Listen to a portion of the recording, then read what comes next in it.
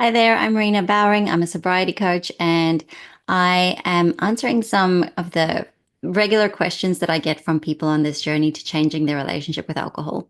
One of the questions I get quite a lot is, how can I be so convinced in the morning that I'm never going to drink again, and then only a couple of hours later be planning having a drink? How can this be? And this can happen for years on end, where it almost feels like we're two different people in the morning and in the afternoon. In the morning, completely convinced, and in the afternoon, maybe I'll have one. I remember being in this loop for ages where I would wake up and I would just be like, this is it. I'm done. I'm so done. I never want to see alcohol again. And then, literally, a couple of hours later, I remember when my kids were really small, one of the reasons that my drinking ticked up was because I pretty sure I had postpartum depression, was never actually diagnosed. But looking back, I can definitely see it. And having come out of that dark cloud, he would never sleep in his cot. He would only sleep when I was out walking him in the pram. So we would walk everywhere in our neighborhood. I didn't even have a car. There was this bottle store on the corner of this road we always used to walk by. As soon as I see it, even if it was 11 o'clock in the morning, something in my mind would switch and I'd be like, okay, maybe I'll just have a little bit. Like, I'll just buy those little mini bottles of wine that had two glasses. And then I would start justifying it to myself. I'd go into the bottle store. And as soon as I was in there, I'd be like, oh, maybe I'll just buy that normal size bottle. It would just go on and on. That would happen for a really long time where I'd be like, how can this be? How can I feel like two different people almost, one in the morning and one in the afternoon? I want to share with you something that was really effective. And this is the power of making a firm decision. What I mean by this is, yes, you can feel like you're making a firm decision in the morning, but when those thoughts come, of maybe just one, we're not even aware of those thoughts. It took me a lot of work to understand that I was actually having thoughts and to become aware of them and actually to pay attention to the thoughts I was having about drinking or wanting to drink. There would be a thought, which would result in a craving. And then I would be interacting with the thought, negotiating with the thought. And the craving would grow because now my body's going, oh, there's a possibility here that we are going to drink.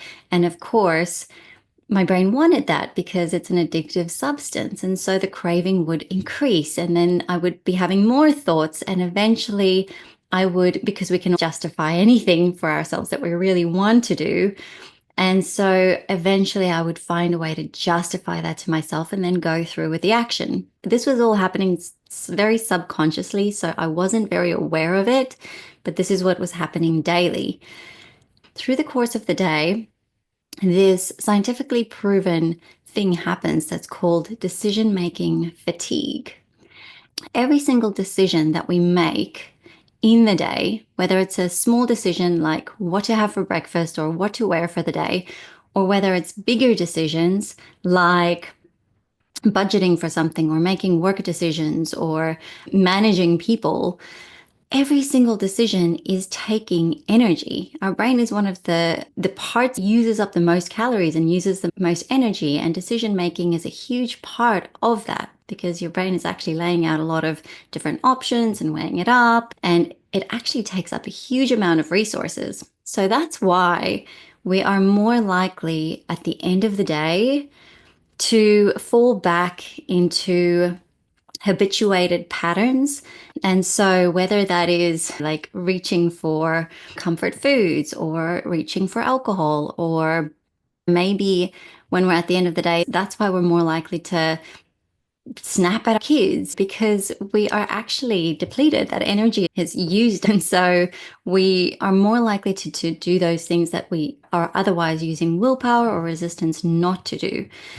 And so, just being aware of that is really powerful. Now, when you make a super firm decision for, and this doesn't have to be forever. In fact, I talk about like forever actually not being a very helpful target.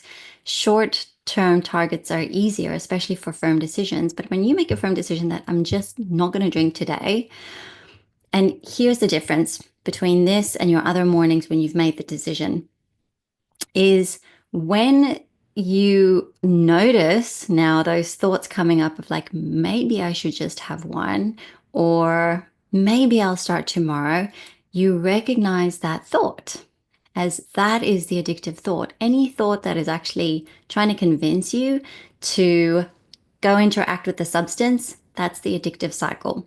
That's the psychological addiction kicking in. So you actually recognize that thought. And almost like a lawyer, you go asked and answered.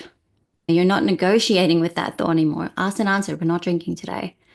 And it might kick up again, maybe 5 minutes later, or maybe just one, or in a different way. And you'll notice how sneaky these thoughts are. Like it will come up with a different reason or a different justification. And again, you notice it, ask and answer, just not today. So we're not negotiating at all. We're just recognizing a voice now, and we are not negotiating. We're just saying, no, I've already made that decision, asked and answered. Thank you. What do I really need? And so that is really the amazing power of a firm decision.